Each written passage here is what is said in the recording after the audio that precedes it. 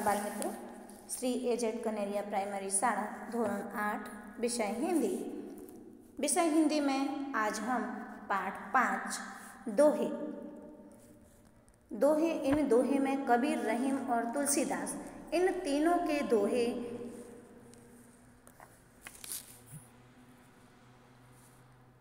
दिए गए हैं और इन तीनों के दोहों के साथ हमें बहुत सीख दी गई है और उन दोहों की सहायता से हम अपने जीवन को अच्छे से अच्छा बना सकते हैं।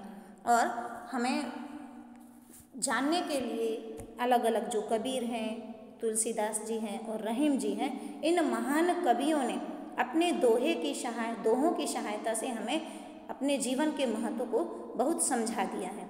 सबसे पहले हम कवि परिचय देखते हुए हम देख रहे हैं सबसे पहले दोहे जो हैं वो कबीर के हैं, इसलिए हम देख रहे हैं कि यहाँ पर चित्र में जो है वह कबीर जी हैं। यह 15वीं शताब्दी के, इनका जन्म जो है वो 15वीं शताब्दी में हुआ था। कबीर जी जो हैं कबीर निर्गुण परंपरा के संत थे।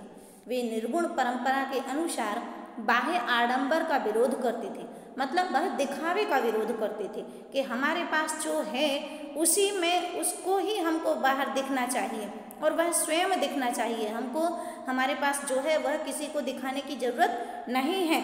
हमारे गुणों से, हमारे जो गुण होंगे और जिनका उपयोग हम करेंगे उनसे ही हमारे जो दिखाव है वह दिखाव हमारे गुणों से आना चाहिए, हम किसी को दिखाएं उससे नहीं।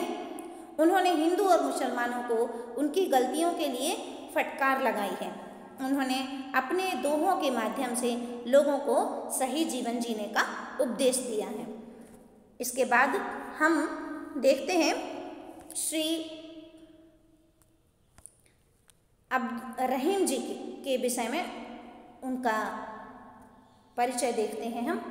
रहीम जी का पूरा नाम अब्दुल रहीम खान खाना है, उनको हम रहीम कहते हैं। रहीम जी भी 15वीं शताब्दी के संत कवि थे। उन्होंने भी समाज को सही रास्ता दिखाते हुए बहुत ही अच्छे दोहों की रचना की है। वे बहुत ही अनुभवी और उदार संत थे। उनके दोहे सामान्य जन को जीवन के सही पहलू से परिचित करवाते हैं। जीवन मूल्यों का भंडार उनके दोहों में देखने को मिलता है। रहीम जी ने भी इस प्रकार के दोहों की रचना की है जिसमें हमारे जीवन में किस प्रकार से हमारे जीवन को, अपने आप को, जीवन को समझ के, उसका मूल्य समझ के और हमें जीवन जीना चाहिए। इसके बाद है श्री तुलसीदास जी ने के विषय, इनका नाम श्री तुलसीदास जी है। यह 16वीं सदी के राम भक्ति संप्रदाय के कवि थे। सगुण परंपरा के संत कवि थे। उनकी जो रचनाएं हैं वह विनय पत्रिका, रामचरितमानस जैसे प्रसिद्ध ग्रंथों की इन्होंने रचना की है। उनके दोहों में राम भक्ति के साथ जीवन के महत्वपूर्ण पहलुओं के लिए मार्गदर्शक बातें हैं। उनके जीवन में जीवन मूल्यों का भंडार है। यहाँ पर तीनों श्री रहीम जी, कबीर जी और तुलसीदास जी के विषय में जो कवि परिचय था वह पूरा होता है। अब हम दोहों को देखते हैं। पहला दोहा है श्री कबीर जी का। दोहे में कहा गया है,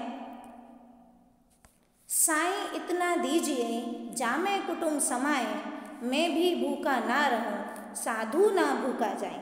अर्थात इन्होंने अपने दोहे के माध्यम से कहा है, साईं यहाँ पर भगवान को कहा है कि हे भगवान, मुझे इतना दीजिए आप कि जिससे जो अन्न और धन आप देंगे तो मेरे परिवार का भी पालन पोषण हो जाए और मेरे परिवार के निर्वाह के साथ साथ उसके कोई सदस्य भी कभी किसी परेशानी का अनुभव ना करें और मेरे घर जो साधु, अर्थात जो मेरे घर मेहमान आने वाला है वह भी मेरे घर से कभी भूखा ना जाए, कभी निराश होकर के मेरे दरवाजे से जाना नहीं चाहिए।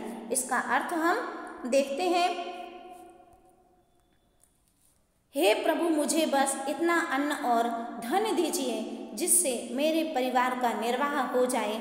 मैं भूखा रहूं, ना कोई साधु फकीर मेरे दरवाजे से भूखा लौटे। इसके बाद है इनका दूसरा दोहा, बिना विचारे जो करे सो पाछो पछताए, काम बिगाड़े आपनो जग में हो तो हंसाए। अर्थात हम हर एक व्यक्ति को कभी भी कोई काम करने के पहले बहुत बार सोचना चाहिए। कभी भी कोई काम, चाहे गुस्से में हो चाहे हंसी मजाक में हो, कोई भी काम विचार किए बगैर कभी भी नहीं करना चाहिए। अगर हम कभी ऐसा हो जाता है कि बिना विचार किए कुछ भी बोल देते हैं या कोई काम हो जाता है तो हमको लगभग पछताना पड़ता है। हम अगर देखते हैं कि कभी ऐसा होता है कि हम बड़ों के सामने बोल जाते हैं और उसके बाद क्या होता है कि हमको बाद में पछतावा होता है कि शायद हम मेरे मम्मी से या मेरे पापा से ऐसा ना बोले, ना कहा होता तो क्या हुआ, हमको बाद में पछताना पड़ा।